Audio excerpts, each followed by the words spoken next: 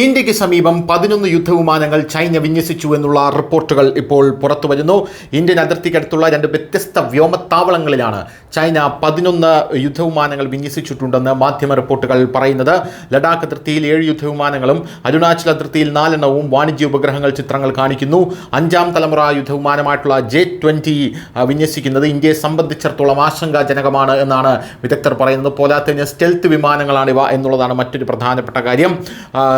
ഈ വ്യോമത്താവളങ്ങളിൽ, അതായത് Xinjiang Uyghur സ്വയംഭരണ മേഖലയിലെ ഹോട്ടൻ വ്യോമത്താവളത്തിൽ ചൈന 7 J-20 സ്റ്റെൽത്ത് യുദ്ധവിമാനങ്ങളാണ് വിന്യസിച്ചിരിക്കുന്നത്.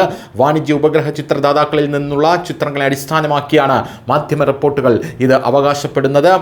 പോരാത്തതിന് സൈന്യത്തിന് പുറമെ സിവിൽ വിമാനങ്ങൾക്കും ഉപയോഗിക്കുന്നതിനായി ചൈനയാണ് ഹോട്ടൻ വ്യോമത്താവളം നിർമ്മിച്ചിരിക്കുന്നത്.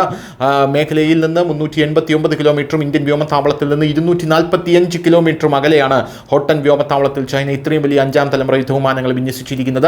ഇതിനു മുമ്പ് ഒരിക്കലും വിന്യസിച്ചിട്ടുള്ള യുദ്ധവിമാനങ്ങളുടെ എണ്ണം 6 എണ്ണം കവിഞ്ഞിട്ടില്ല. ആ ഇടയ്ക്കാണ് 12 യുദ്ധവിമാനങ്ങൾ ചൈന വിന്യസിച്ചിരിക്കുന്നത് എന്നുള്ളത് മറ്റൊരു പ്രധാനപ്പെട്ട കാര്യം. അതുപോലെ അരുണാചൽ പ്രദേശിലെ തവാങ്ങിൽ നിന്ന് 344 കിലോമീറ്റർ അകലെയുള്ള ലാസൈൻസ് ഡാംസങ് വ്യോമത്താവളത്തിൽ 4 J-20 യുദ്ധവിമാനങ്ങളും വിന്യസിച്ചിട്ടുണ്ട് എന്നുള്ള റിപ്പോർട്ടുകൾ പുറത്തു വരുന്നു. News desk.